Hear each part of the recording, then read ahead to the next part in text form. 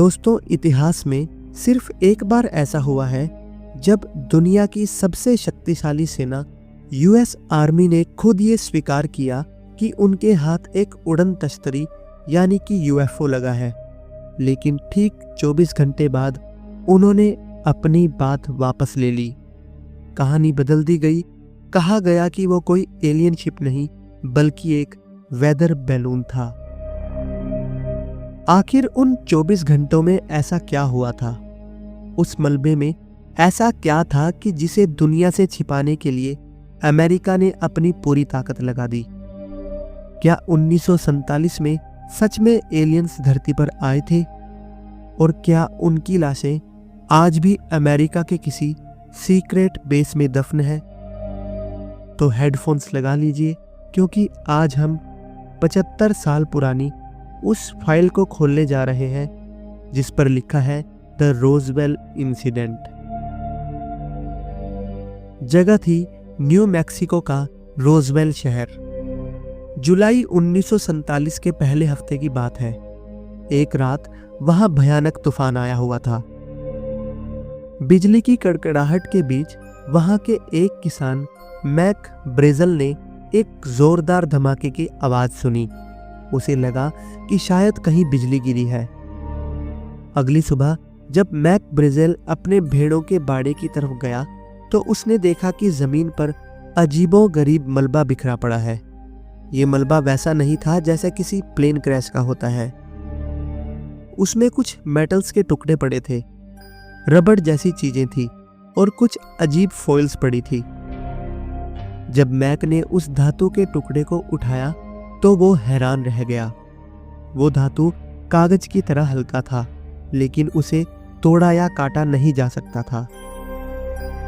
सबसे अजीब बात यह थी कि अगर आप उस धातु को हाथ से मोड़कर कुचलकर गेंद बना दें और फिर जमीन पर रख दें तो वो अपने आप सीधा होकर अपनी पुरानी शेप में आ जाता था। इसे मेमोरी मेटल कहा जाता है। मैक समझ गया कि ये चीज इस दुनिया की तो नहीं है। मैक ब्रेजेल ने तुरंत पास के मिलिट्री बेस को खबर दी।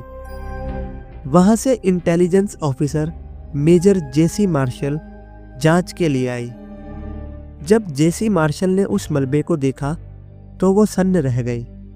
उन्होंने बाद में अपने इंटरव्यू में कहा था, ये इंसान का बनाया हुआ नहीं था। उन्होंने मलबे में कुछ टुकड़ों पर अजीब तरह के चिन्ह देखे जो किसी इंसानी भाषा से मेल नहीं खाते थे।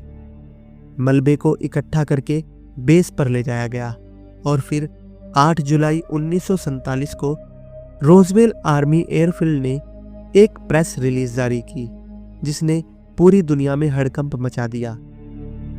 अखबारों की हेडलाइन थी कि सेना ने रोजवेल में एक उड़न तश्तरी पकड़ी है। सोचिए, अमेरिका सरकार खुद कह रही थी कि उन्हें एक उड़न तश्तरी मिली है। रेडियो पर खबरें चलने लगी। लोग हैरान थे कि हम ब्रह्मांड में अकेले नहीं हैं। लेकिन ये सच सिर्फ 24 घंटे जिंदा रहा। अगले दिन वाशिंगटन से आदेश आए। उस मलबे को तुरंत फोर्ट वर्थ हेडक्वार्टर भेज दिया गया और वहां जनरल रोजर रैमी ने एक नई प्रेस कॉन्फ्रेंस बुलाई।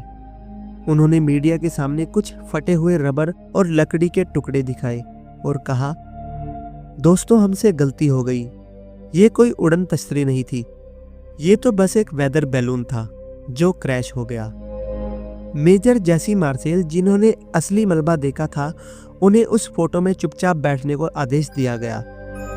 दुनिया को लगा कि सेना से गलती हुई होगी। बात आई गई हो गई। लेकिन कहानी यहां खत्म नहीं हुई। असली डरावना सच तो अब सामने आने वाला था। सालों बाद रोजवेल के एक स्थानीय फ्यूनरल डायरेक्टर ग्लेन डेनिस ने एक चौंकाने वाला खुलासा किया। उस रात मिलिट्री बेस से उसे फोन आया था। सेना ने उससे पूछा था कि क्या तुम्हारे पास बच्चों के साइज के छोटे और एयरटाइट ताबूत हैं? ग्लेन को शक हुआ कि बेस पर कोई बड़ा हादसा हुआ है।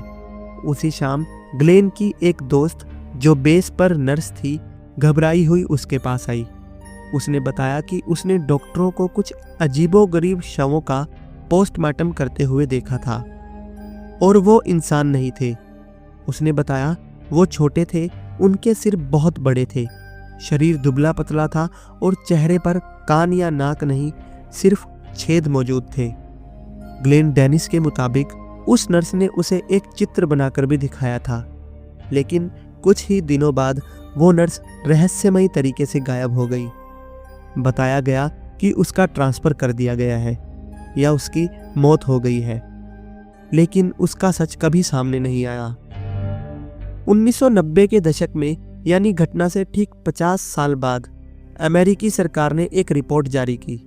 उन्होंने माना कि वो वेदर बैलून वाली बात झूठ थी, लेकिन उन्होंने कहा कि वो कोई एलियन शिप भी नहीं थी। वो प्रोजेक्ट मोगुल का एक हिस्सा था, एक टॉप सीक्रेट गुब्बारा जो सोवियत रूस के परमाणु परीक्षणों की जासूसी करने के लिए बनाया गया था। इसीलिए उन्होंने झूठ बोला था। और रही बात उन एलियन बॉडीज की, तो सरकार ने कहा कि वो टेस्ट डमीज थी जो गुब्बारे के साथ गिराए गए थे। लेकिन सवाल ये है कि अगर वो सिर्फ टेस्ट डमी थे तो नर्स को गायब क्यों किया गया? और अगर वो जासूसी गुब्बारा था तो मेजर मार्शल ने उसे एलियन मेटल क्यों कहा, जो मुड़कर सीधा हो जाता था? आज भी रोजवेल की घटना एक पहेली है। गवाह कहते हैं कि मलबे और उन अजीब शरीरों को उसी रात एरिया 51 में भेज दिया गया, जहां वो आज भी मौजूद हो सकते हैं। सच क्या है?